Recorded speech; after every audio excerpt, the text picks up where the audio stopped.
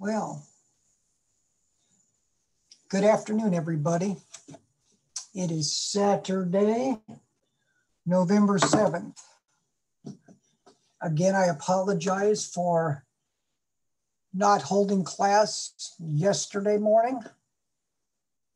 One thing that I did learn, and I will free bit of family advice: if you're going to have children, don't have a baby when you're 50 years old, because having a child is for the younger people. But I'm feeling much better now. Thank you very much. So I'll record our class for week 12, and I'll look forward to seeing you guys next Friday, 11:30 in the morning.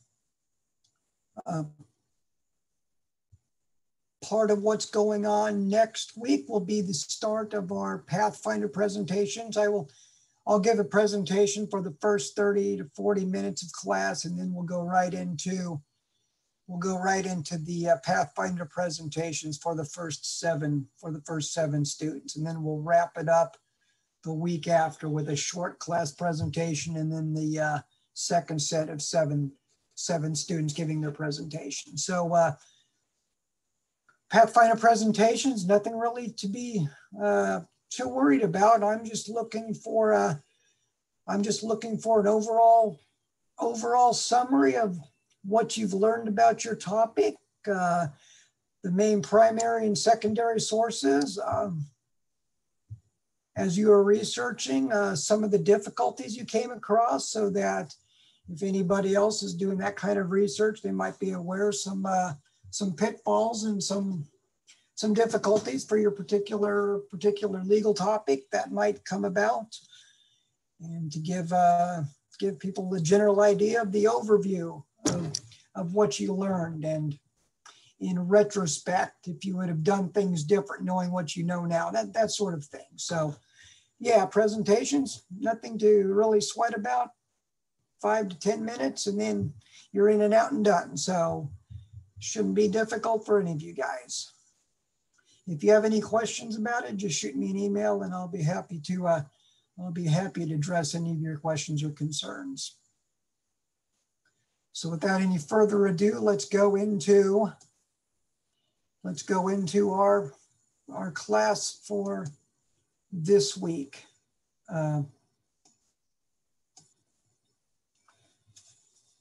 Low cost, free research on the internet and in libraries.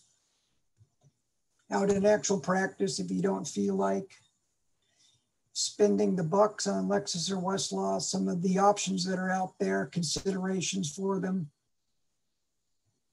And then in the back half of my presentation, I'm going to go over a bit about intellectual property research. That wasn't on the syllabus, but I thought I would throw it in, since a lot of intellectual property is done through free resources. It sort of fit into this presentation as well. And in practice, you might come across some instances where you need to know at least a little background and some around the periphery knowledge of intellectual property, trademark, patent, and copyright research. So today we're going to go over CaseMaker, some of the lower cost legal research platforms, lower cost options out there. CaseMaker, FastCase, and Versus Law. Those seem to be the three main low cost competitors to the Lexis, Westlaw, and Bloomberg laws of the world. I'll touch on some free databases such as Google Scholar in particular, and government websites when you might use government websites. Remind you of some of the materials and resources and things you can get through your local libraries, or maybe your proximate law library that's close to you. And then wrapping it up again with intellectual property. Going back to week one, the reality of legal research, sadly, it may be almost impossible to provide quality legal research both quickly and cheaply. So that's where the Lexis and the Westlaw people get their customers, because they realize that while you can get a lot of the primary and even some of the secondary legal sources out there on the web for free, it'll take time to track it down, find it, update it, get to a point where you found the resources that you're confident are accurate. So maybe the time it takes to check and double check your free research would justify the cost of Lexis or Westlaw. Of course, that'll be up to you on a case-by-case basis to decide. So just some parameters here. Lexis, Westlaw, you can see some of the costs associated with them. Westlaw and Lexis Essentials, they're both around 75 to 85 bucks a month, but you don't get much with 75 to 85 dollars a month. You get Shepherd's Keysight, get state cases, and that's about it. To get secondary source and annotations and more of what you're familiar with through your carte blanche access through law school, you're looking in the 344 a month for Westlaw, or around 200 to 200 plus for Lexis. And then of course, if you go out of package in Westlaw, this screen here gives you a general idea of what sort of costs you're associated with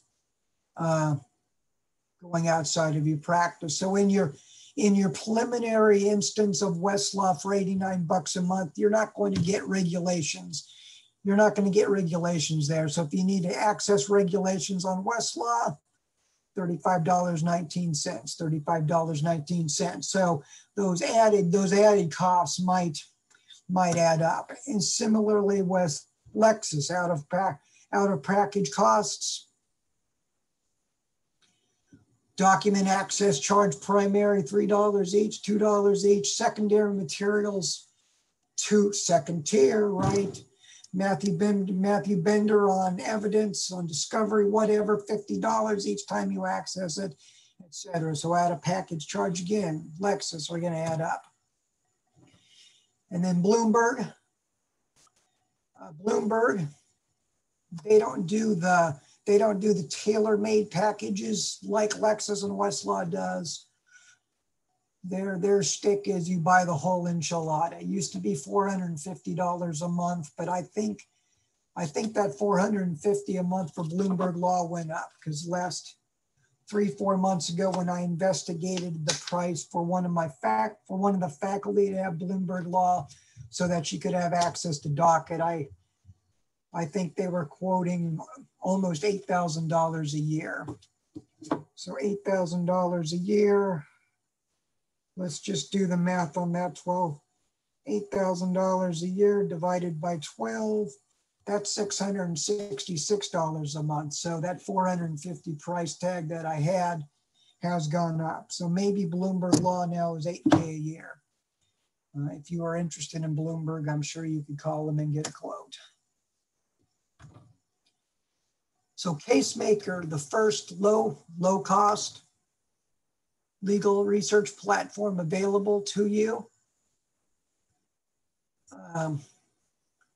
CaseMaker would be probably your option if you were in Pennsylvania and you were a member of the Pennsylvania Bar Association, because with the Pennsylvania Bar Association, you get access to CaseMaker. So if you've been in practice for a while, 3-4 years, your PA bar membership is $335 for a year.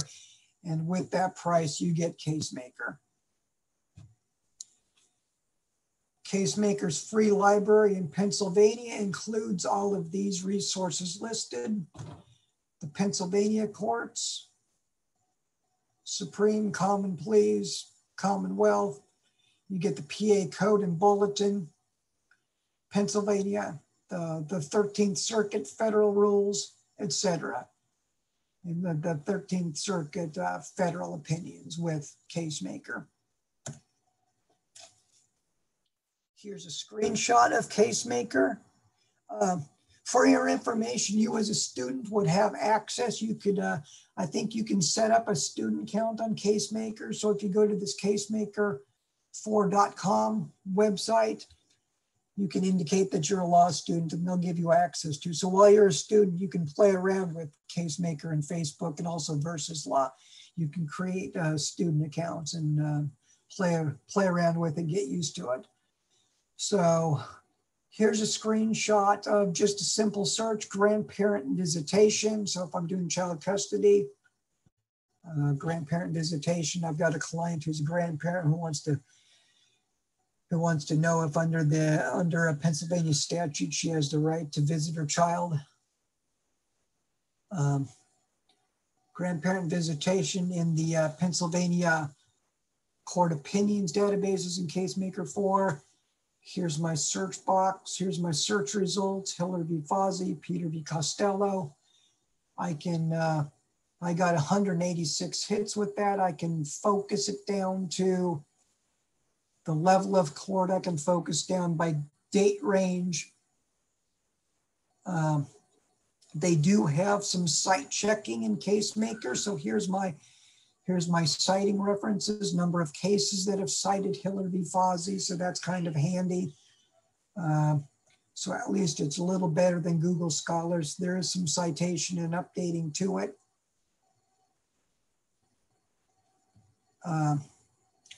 Here's Schmel v. Wegeland is one of the main Pennsylvania Supreme Court opinions dealing with grandparents and child custody arrangement. The Schmel case is kind of interesting. The plaintiff in this case was represented by an alumni of Widener. She was one of my first students when I got here in 2005. So I was fortunate enough to have met her, and she was one of my students. So Schmel v. Wegeland. Here is the citation chart for this case. 16 citing references. CaseMaker finds that have cited to Schmel. They don't think there are any negative citations. So, and then there'll be the links to all of the cases. So maybe you would want to double check your research and click through, see what other subsequent cases have cited to Schmel. This is the Pennsylvania statute. So within the Schmel case, it cites to Title 23, Section 5325. So here's a screenshot of what the statute coverage in CaseMaker 4 would appear like. Section 5325, standing for partial physical custody. They'll give you the history, a link to the pamphlet law. So you've got your pamphlet law, your public law citation. So you could go on, at least you would have that information available. So you could take that citation and pull it up on the Pennsylvania legislative website to get the legislative history of the statute. So you do have the Pennsylvania statutes available on CaseMaker. And they'll give you the currentness. The currentness is pretty good on CaseMaker, current through Act 77 of the 2020 Pennsylvania legislature. So that's not bad at all. Low cost research option number 2, Fast Case. Fast Case is available for free with a subscription to the Jenkins Law Library. So if you go to the Jenkins Law Library website, and you're a solo practice attorney, you can get a solo subscription to the Jenkins Law Library for $205 a year. So for $205 a year, you can get access to Fast Case, where you would get federal and state case law from all 50 states through the Jenkins Law Library. So that I think well, I don't think that does. Jenkins Law Library access to Fast Case trumps the case maker through the PA bar, because you get federal and state primary resources, wherein case maker, it would just be the Pennsylvania and the 13th Circuit information. Here's the Schmel v. Wegland case in Fast Case. Here's the, up here, you would click up here for the authority check to pull the cases that cite to Schmel v. Wegland. They've got maybe a little more robust coverage of authority check in Fast Case, because 130 results. So they're actually, no, 17 citations. So when I go Schmel v. Wegland, authority check, here are the 17 cases that I have through Fast Case. So similar coverage in Fast Case and Case Maker, 16 cases, 17 cases. So again, on Fast Case, you would go through and you would double check all of the opinions that cite to Schmel. So the primary difference in the authority check between these two and Lexis or Westlaw is some of the enhanced treatment. They don't give you all the bells and whistles and exactly how MSVJD has treated Schmel, whereas you'd have a little clearer indication on Lexis or Westlaw of how these different cases have treated the Schmel case. The Fast Case statutes, 23 PA CSA on Fast Case was repealed. So you'd click on that, then you'd have to scroll through the table of contents to get down to the actual current version of Section 5324, standing for any form of physical custody. One thing that Fast Case has that Case Maker doesn't is journals. So when you log into Fast Case and you click on Browse, you can drill down through secondary sources, and they have a lot of the secondary sources in Fast Case are out of the subscription package through Jenkins and through other places. But they do, at least in my student or my faculty member version of Fast Case, they did have access to, I thought, quite a good selection of Hein Online journals. So here's the Hein Online journals they have availability. This is A, and then it goes alphabetically. The third option in the lower cost universe of legal databases is Versus Law. $18.95 a month or $29 a month for premium package, or the $44.95 version for everything, where you get federal and state and access to the US Code and the CFR. That's versuslaw.com if you want to check them out. I'm not a fan of Versus Law because there's really no way to update or site check your references at all. So here's grandparent visitation, Hiller v. Fozzie, Schmel v. Wegland show comes up. Wegland comes up. They misspelled the Schmel plaintiff names. There's some typos in Lexis in a Versus Law. Moving on to free access, Google Scholar. Here's the Schmel v. Wegland. Up on the top left corner of your Google Scholar document, there would be the How Cited link. Click on that. Here on the left, here's how this document, the Schmel opinion, was cited. I'm not sure how helpful this is. I mean, it's better than nothing. You'd get a list of cases that have cited the Schmel, but it's a little more labor intensive. So cited by 29 citing documents in the Google Scholar as opposed to 16 or 17 in CaseMaker or FastCase. And then they've also got related documents so that you would be able to pull some secondary sources, law journal articles through Google Scholar. Compare that to the Lexis, Schmel v. Wegeland, citing decisions of 20. And here you can see where the bells and whistles in Lexis are a little more robust. They'll give you the treatment, the positive, the neutral, and then just a generally cited by.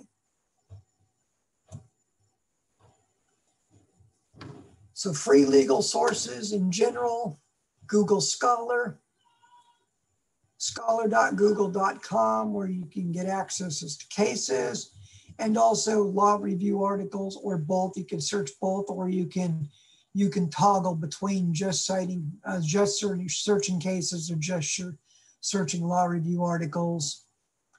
And then government websites. Most state legislatures have their codes and the regulations posted up there.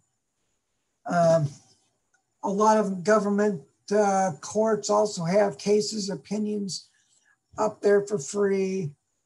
Other things you can get for free on government websites might be, well, a lot of legislative history type documents and things of that nature. So Marbury versus Madison on Google.com. So how about if you were thinking print? Do I need print resources in my law practice? Would it be cheaper? Would print resources be cheaper online? Can I buy on Amazon Books or something like that? Because I found out that CaseMaker and FastCase, they don't really have many secondary sources. So maybe I would want to buy some books to augment whatever primary legal materials I have access through either through online resources or through Lexis or Westlaw. Because of the serial nature of books, updating the books is expensive in print. Just to give you some examples, if you wanted to buy the Purdon's Pennsylvania statutes from West, it would cost you over $18,000 the first time you bought it, and then to supplement it with the pocket parts that come annually, that would be over $5,000 a year. So I'm not sure anybody would want to pay for their own version of Purdon's Pennsylvania annotated statutes. If you go a little cheaper, the compact edition of Purdon's, that's 8 softbound volumes. It's quite a bit less, but it's still $1,700 a year. A treatise or a loose leaf service, so a 1-volume version of Presser's Piercing the Corporate Veil would run you $1,300 off the top, and then however much the updates would be annually. So $1,300 just for one book on how to pierce the corporate veil. A treatise on the law of patentability, validity, and infringements of patents, Matthew Bender, 13-volume set, almost $6,000 a year, with your annual supplementation being over $4,000. So again, only big law libraries can afford those sorts of things. The Standard Federal Tax Reporter through CCH, $4,400 a year, almost $4,500 a year to buy it and keep it updated. some things out there, maybe used books, used booksellers is an option. I've listed some, Alibris, Abe's Books, and then also Amazon has used books as well. Let's see if this loads. So here's some used books through Amazon. Black's Law Dictionary. A more current version of it. A newer version of Black's, 80 bucks. The Pocket Black's, 29. So you get an example of how much a Black's Law Dictionary might cost. Abe's Books. We use this sometimes in the law library to plug holes in our collection. I don't know, Prosser Black's Law Dictionary. Let's see what we can get on Abe's Books. See, used books. Black's Law Dictionary used on Abe's, $11.50. So that's not terribly bad, just as an example. So you can keep this PowerPoint, have access to these links if you're shopping for your own law firm in the near future. So after you consider the cost of books that I've just sort of mentioned, maybe the cost of an online database isn't so bad. So you'll need to factor in the cost and the nature of your office, your law office, what you're going to be focusing your practice on. Some of these compact editions of things that you keep in your office might not be too terribly expensive. So if you're just restricting your practice to family law, you might be able to find some case maker, some case book type treatments of family law that aren't the whole shimoli, but it'll keep you in the game, at least in terms of print resources. So just keep those things, those considerations in mind.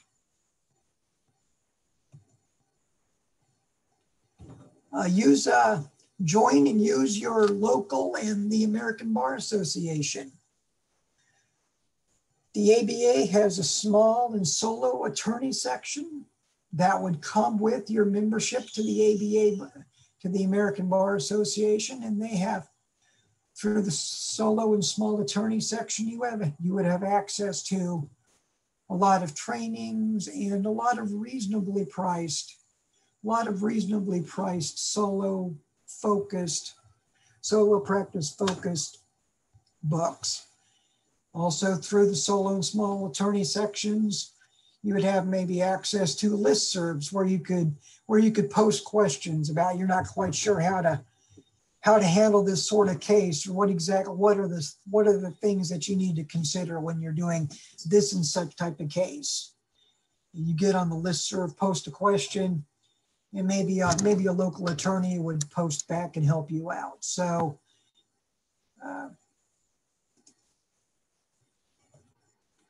the ABA and small section listings, and as well networking opportunities. So here's an example, the solo and small firm and general practice section. As I said, it's free to members of the American Bar Association. You can click on publications and see what they have.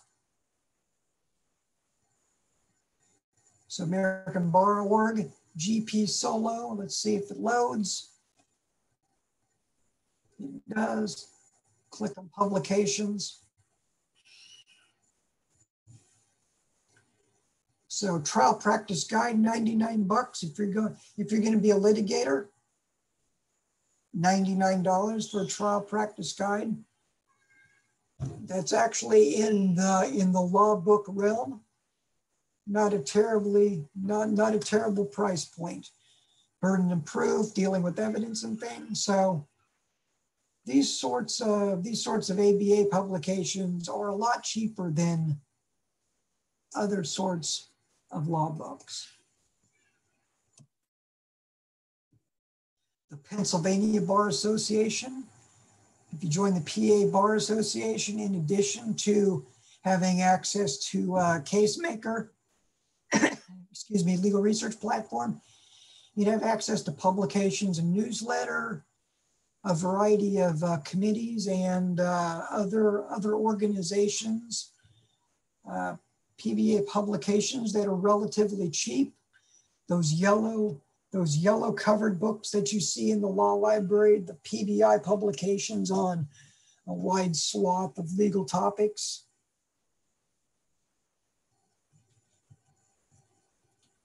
So if I go onto the PBA website,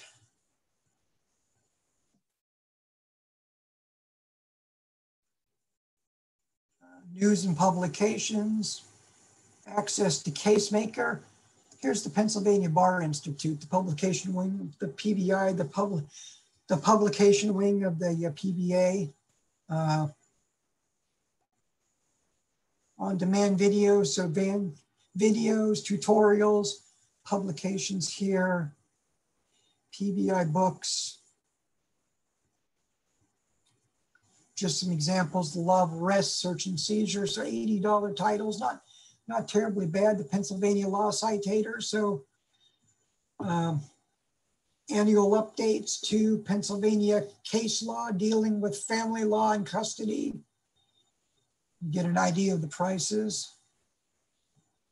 Civil practice with jury instructions. So if you're doing a lot of civil practice, civil litigations, $329 a year.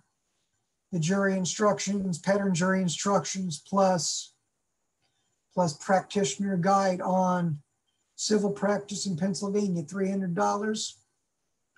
If you're not close to a local law library that would have that, perhaps that would be something that would be good to have in your collection. So again, PBI through the Pennsylvania Bar Association. Get a public library card. Variety of databases available to be searched if you're a member of a local library. Through databases, you might have access to financial information, business information, corporate information, access to newspaper articles, scholarly resources, law review articles, some law resources, in particular in your local library, things that are published by the NOLO Press, law treatises that are written with the public patron, the pro se patron in mind. So the Dauphin County Library System.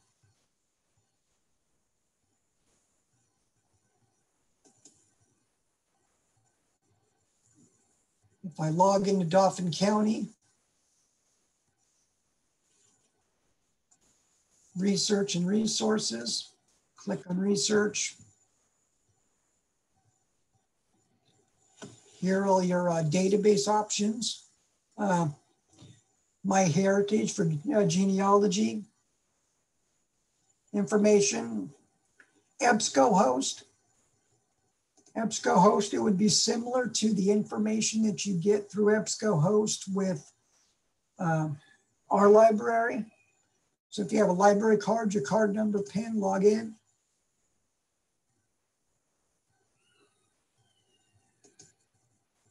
Patience, it takes a bit of time. So EBSCOhost through Dauphin County. Just see what comes up, contract law. So see access to law journal articles through EBSCOhost. So that would be available to you for free through just having a library card. So keep that in mind. Dauphin County database search. So yeah, I've done the similar search there live for you. catalog search. I search their catalog. Landlord Nolo. So here's your landlord tenant stuff that's available from Nolo. So if you're interested in if you're doing some wills and things, you would have access to some of these basics. Every landlord's guide to finding great tenants. So, I mean, simple law books are available through your local library. And then also, don't forget, in Pennsylvania, if you have a local library card, you also have access to the Power Library. And through the Power Library, you have access to, in addition to EBSCO, the Academic One file, which is some more scholarly type law journal, academic journal type publications. The AP Newsroom, so access to more current awareness sources. So that's all available to you through the Power Library. An example of what's available to you through the Power Library is using the Business Insights research.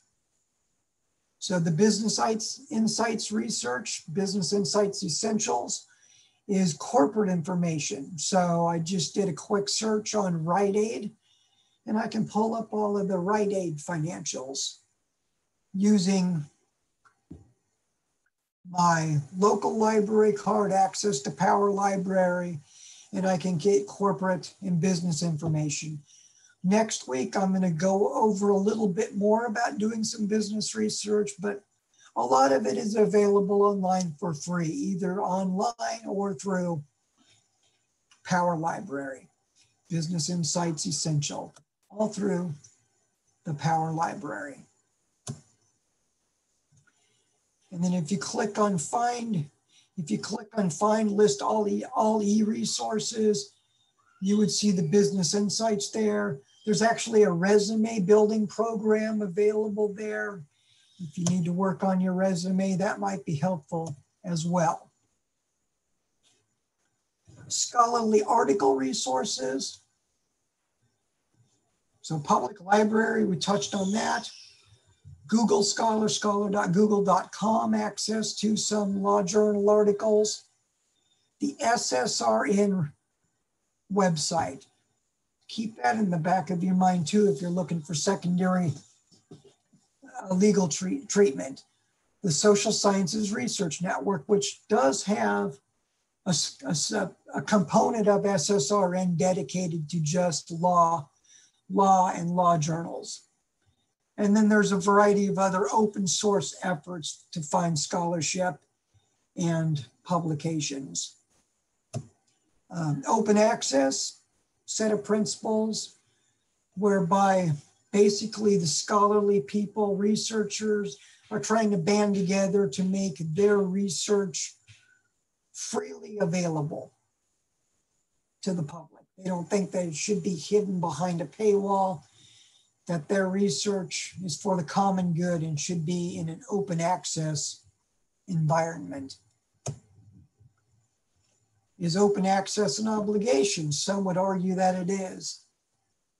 In the age of the internet, a commitment to research and scholarship carries with it to circulate one's work as widely as possible.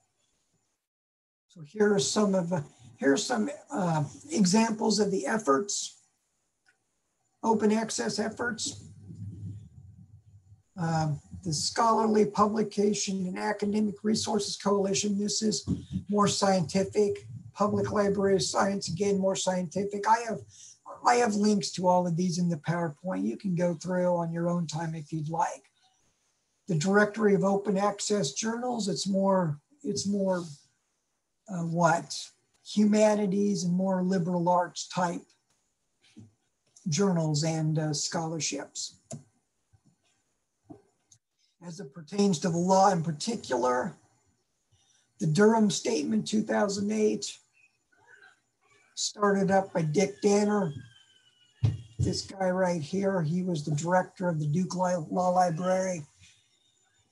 Here's the director of Yale, the director of Cornell, the director of Harvard, and others. They came up with the Durham Statement trying to get the premier law journals to go open access. Another open access effort with law journals is the Law Review Commons. So this would be available to you as well. Law Review Commons, search terms.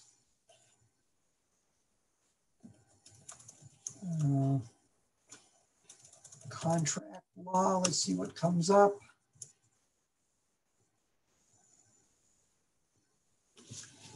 So a lot of the law journals across the nations have uploaded their articles to this website. So this would be freely available to you as well in your research. Open access issues, of course, locating, indexing. The main thing I think would be the stability of it. How concerned are you that these journals, these articles would be on the internet for a long, long time? Or would the Law Review Commons lose funding, or would the people keeping up with it, would they lose interest and no one would keep up with it and it would go away? So this research and these materials would be lost in the webosphere somewhere. SSRN, so you go to ssrn.com, the direct link to the Legal Scholarship Network. So a lot of the law libraries, we upload our faculty member scholarship here. And right now it is still free for everybody to use. So SSRN, so Legal Scholarship Network, over 140,000 authors, 300,000 papers uploaded here. So again, this is another free resource for you to check out if you're looking for legal scholarship. What is the most important part of the legal research process? And I think we would all agree that updating your research is the most important part. Does this Google Scholar House cited? Is this particularly helpful to you? Or do you need, must you have access to Shepard's or KeyCite? Or at least a more focused authority check on CaseMaker or FastCase? Under the Pennsylvania Rules of Professional Conduct, Rule 1.1 competence, a chunk of competence is handling of a particular matter includes inquiry into an analysis of the factual pattern and legal elements of the problem. So wouldn't it be competent for a practitioner to Shepardize or KeyCite or somehow update their research? I would think yes. Some of the considerations when considering legal research and how you're going to go about it and setting up your law practice and what sources you're going to pay for, or if you're going to try to go it alone with Google Scholar. Bottom line is probably the flexibility. Flexibility. Can you supplement your Google Scholar with? Can you supplement Google Scholar with site checking through Westlaw being available through the Cumberland County Library System, or through the Pennsylvania State Law Library, or through your local library somehow? So on to intellectual property, just sort of a barnstormer's view of IP, trademark, patent, and copyright. Other free things on the internet that we're going to touch on next week a bit, maybe company information, business research, Next week, I'm going to go over competitive intelligence and maybe a little bit about medical medical information, because a lot of times medical malpractice, that might hit your law practice at some point in your career. So for the back end of this presentation, I'm going to go through some of the intellectual property things. You're going to find most of your stuff for free. Most of your information you can get for free through the United States Patent and Trademark Office. So right there on their homepage, they're going to give you the nutshell version of what's the difference and some of the basic understanding of what is a trademark, what's a patent, what's a copyright. And they'll even run you through, and they've got some videos on it. So trademark is a word, phrase, symbol, or design that identifies and distinguishes the source of the goods of one party from those of another. And then the service mark likewise is a word, phrase, symbol that distinguishes the source of services rather than the goods itself. Information on patents would be here. Patent basics, how to apply for a patent, etc. So all of that basic information is going to be available through the U.S. Patent and Trademark website. Doing a catalog search in the law library, just for patents, patent law, I come up with a variety of hits. The main treatise on patents is Chisholm on patents. So I can see through my patent search on the catalog, Chisholm on patents comes up, and a link to it. It's on Lexis. So you'd be able to find access to Chisholm on patents through our catalog, linked directly to the Lexis version of it. Or we also have it in print. Multi-volume set takes up half a shelf. If I did a catalog search of trademark, I can see Gilson on trademarks is your main treatise dealing with trademarks. So Gilson on trademarks or Chisholm on patents. Again, it's available on Lexis. Some of the better research guides on patent and trademark law. Patent Law through George Washington Law School. Patent Law Research Guide through Georgetown. And I thought the University of Washington Library System had a good patent and trademark information.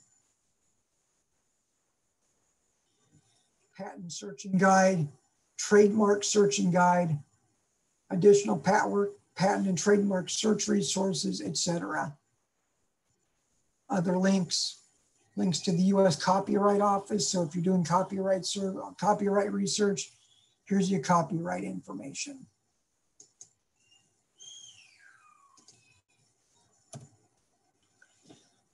The main types of patents: design patent, utility patent, or if you're growing plants, you can patent plants, different varieties of plants. So these types of patents are laid out in the U.S. Patent and Trademark Office website. Also on the U.S. Patent and Trademark website, they go through in a pretty detailed way the 7-step strategy on researching patents. So you can go through all of that, brainstorm terms, retrieve patent documents through their website, learning how to broaden your search, etc. So just if you're doing patent research, spend a lot of time going through the U.S. Patent and Trademark Office website.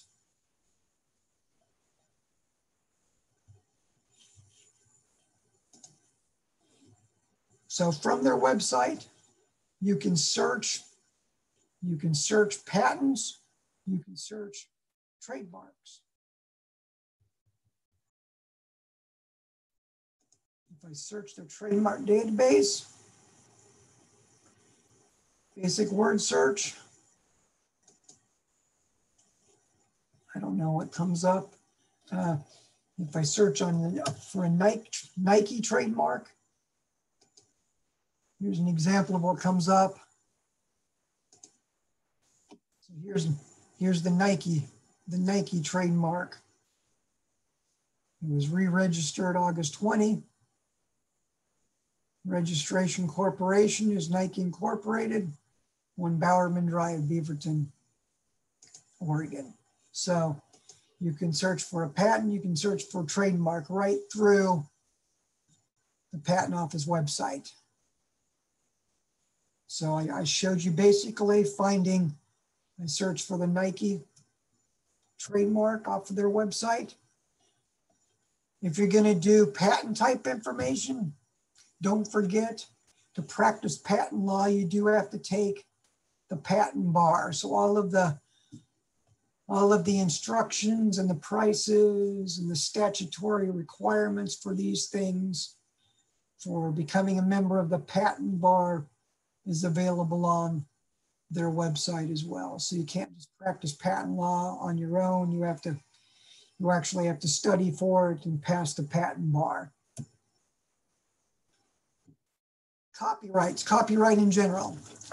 From the Purdue University website, what's a copyright? As defined in Title VII in the United States Code, copyright is the right of authors to control the use of their works for a limited time.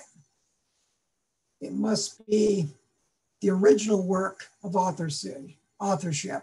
So modifications of a piece of work, of a book, of a song, of a video recording can also be patented. So where did copyright originate? I didn't know this before I started prepping for this session, but it falls under the bailiwick of the US Constitution, Article 1, Section 8, that states Congress shall have the power to promote the progress of science and useful arts by securing for limited time to authors and inventors the exclusive right to their respective writings and discovery. So patents and copyrights, the power to regulate that comes right from the US Constitution. Catalog search on copyright law, you'll discover Nimmer on Copyrights is the main copyright treatise. It's also available on Lexis, and we do have it in print as well. So Nimmer on Copyrights on Lexis. Some copyright research guides that I thought were good. Copyright and Fair Use through Stanford. Copyright and Fair Use are the Widener Commonwealth study guides. Susan has created a nice fair use copy guide. So quick reference of when fair use applies. So one of the exceptions to copyright protection is fair use for educational purposes. So here's the quick reference check of when fair use might apply and you're not violating copyright in an educational setting. And then also Georgetown and the Getty Institute of Research has created a nice copyright guide, which will link you to Copyright Basics,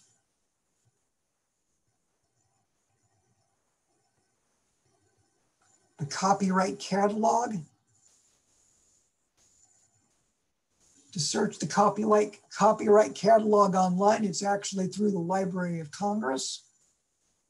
So you can search for copyrights for free using the Library of Congress website.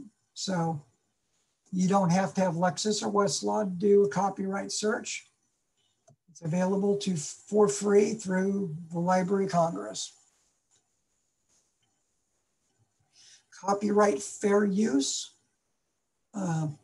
the Copyright Office has a sort of like a digest of case opinions that are dealing with copyright and fair use. You click on search cases, you really can't search the database. It's just sort of sitting there in not numerical order, by order of year, but at least you can focus it to court, or you can focus it to a particular category. So if you wanted to clear all of the categories, search the fair use database to just news reporting or music, current 2020 case. And actually, this is linked to docket information, something that's just been filed in the district court system. So docket information and court cases are available on that fair use database. So that's kind of handy to keep in mind. That's through the U.S. Copyright Office. You can find their index to copyright and fair use if you search it.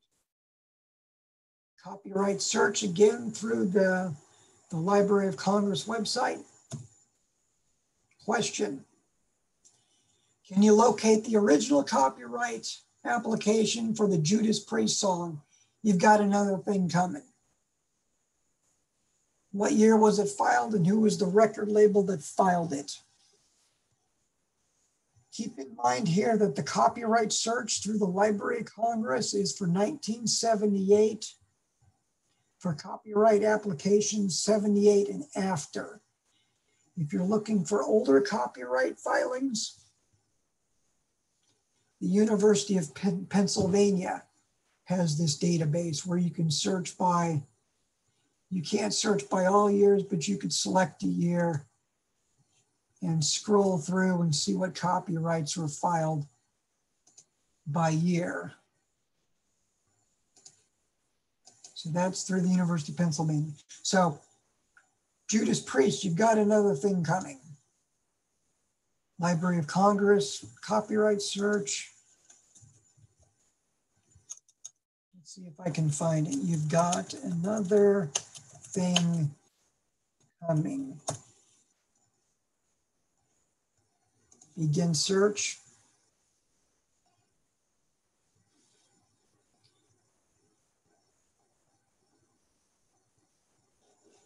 Looks like there were 2 instances of it. You've Got Another Thing Coming. Mark Phillips was one of the original band members of Judas Priest. It was also filed by Warner Brothers. Originally a Blair Music production, 1978, date of publication. So there's an example of a copyright search.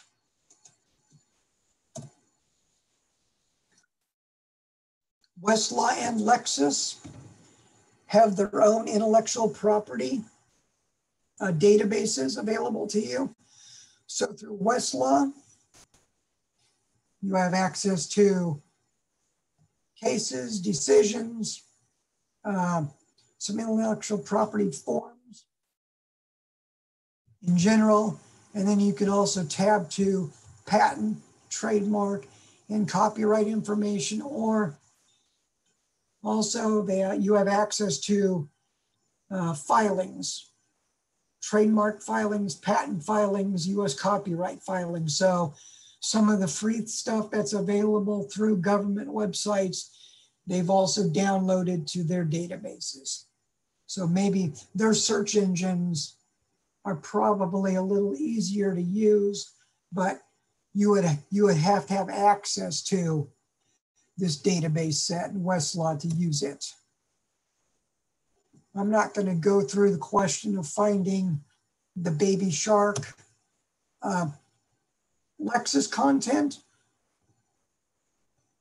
Lexis, you would get to it through practice area, and then they've broken it out. There's a practice area for copyright, there's a practice area for patent, and then again, there's a practice area for trademark. where you can search for cases, for statutes, and for filings dealing with those 3 IPs. And again, I'm not going to go through NIMR on contracts. NIMR on copyright's really handy. Just log into Lexis, search for NIMR on copyright.